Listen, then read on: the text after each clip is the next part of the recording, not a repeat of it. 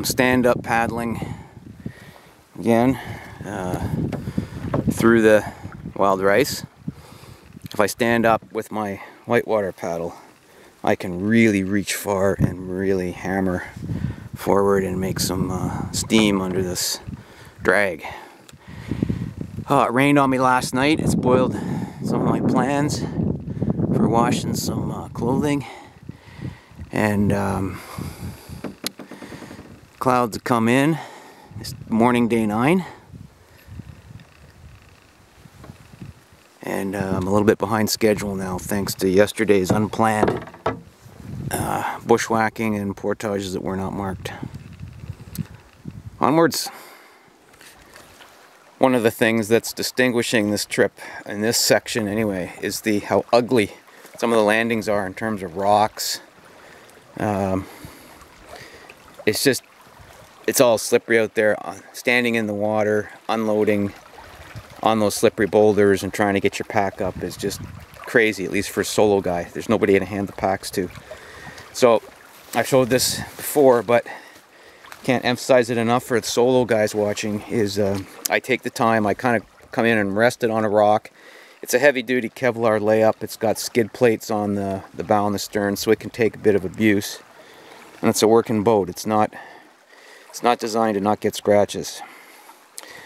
And then I scramble out, doing the crawling over top of the packs, like a crab, just kind of, and then scurry about and grab sticks and logs.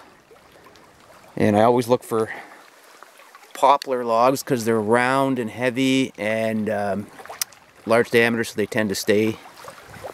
And then I can pull and skid up and gently set down, and now I can keep my feet dry and not bust a knee or an ankle and get these packs out and then lift the boat out.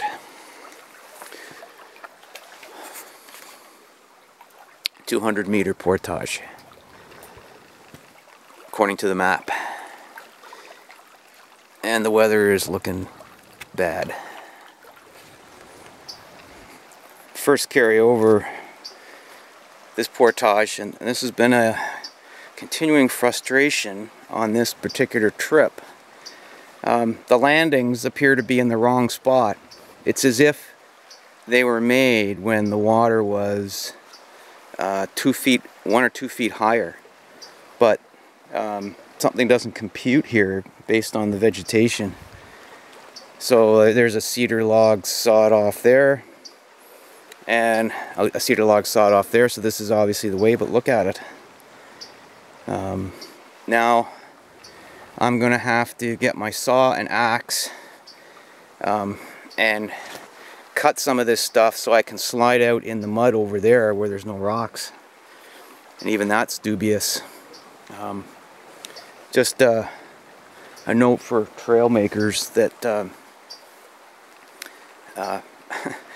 this is not the right place to put a landing. It's actually over there. I scouted it, and those little cedars have to go, and you go right through there.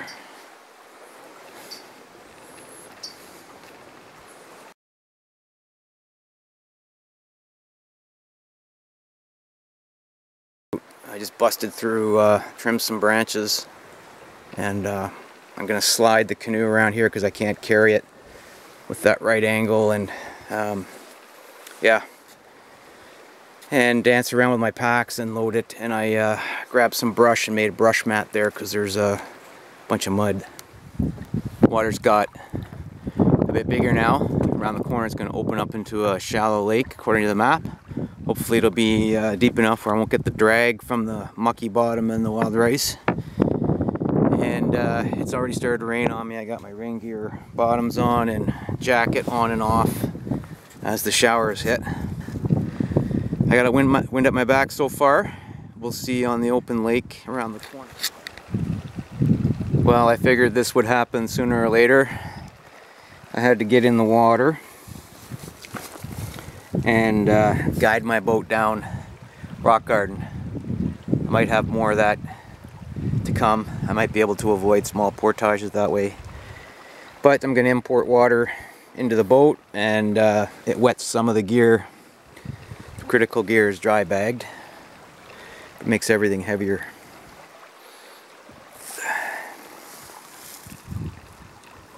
Part of canoe tripping in small water anyway.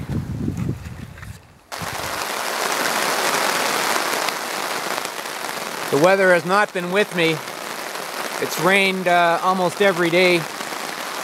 I got the tarp up just in time. Man, it's pouring.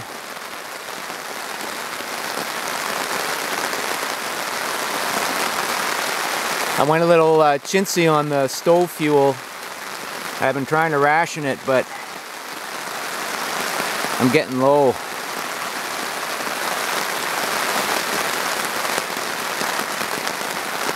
I was prepared to make a wood fire tonight, but it's just pouring rain.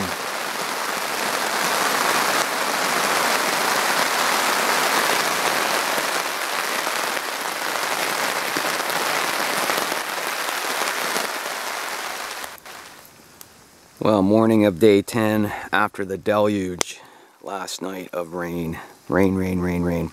Everything's soaking wet. And yet, I have fire. Yeah, so how did I do that?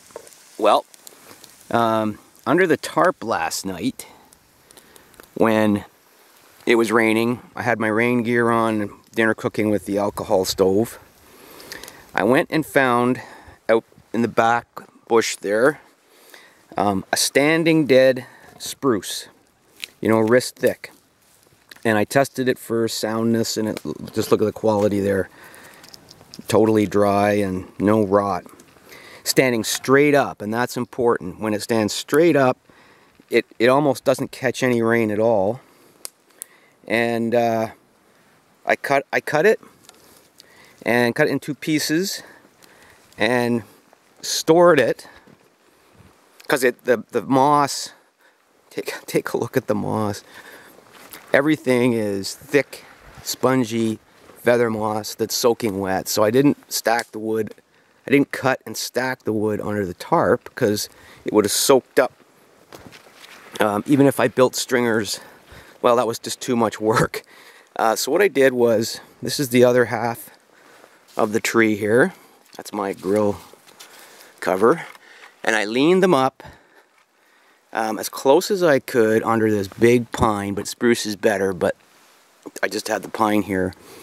Again, straight up and close into the trunk, and they actually basically stay pretty well dry, even in the pouring rain, where the rain just sheds off that bark. And this morning, in 10 minutes, I was able to saw up and split with fine splits and quarter splits and half splits, you know, little pencil-sized things all the way up to 1/8 and quarters and halves. And of course, I had birch bark that I collected in the last portage, and that's the secret. I mean, I could have made shavings and everything, then it would have been a lot more time. I could have done it, but birch bark is just so good. Remember that Dow Chemical commercial, I think it was, from the 50s or 60s? It said it was about better living with chemistry or something, whatever it was. Well, my motto here in the north is better living with birch bark. Yeah. And of course, Mr. Grant's Forest Brooks Scandinavian Forest Axe. So you can split up pencil size pretty quick with this guy. And tap splitting on rock is my technique, where I hold it down at the bottom. I have a couple videos of that, and it really makes it really quick.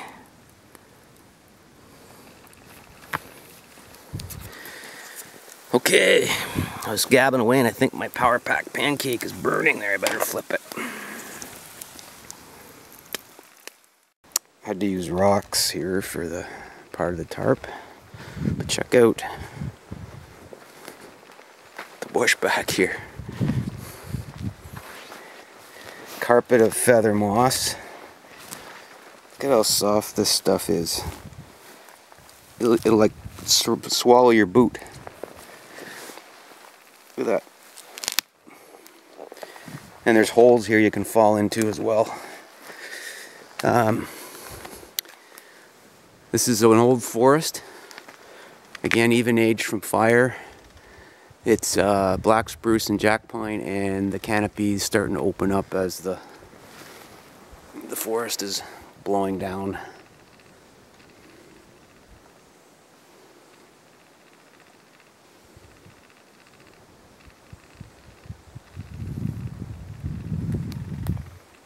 Blow down, blow down, blow down.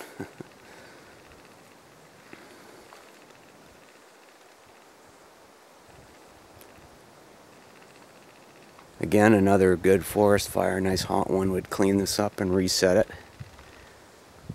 to a pure, even age black spruce and jack pine. Well, time to pack up and get rolling.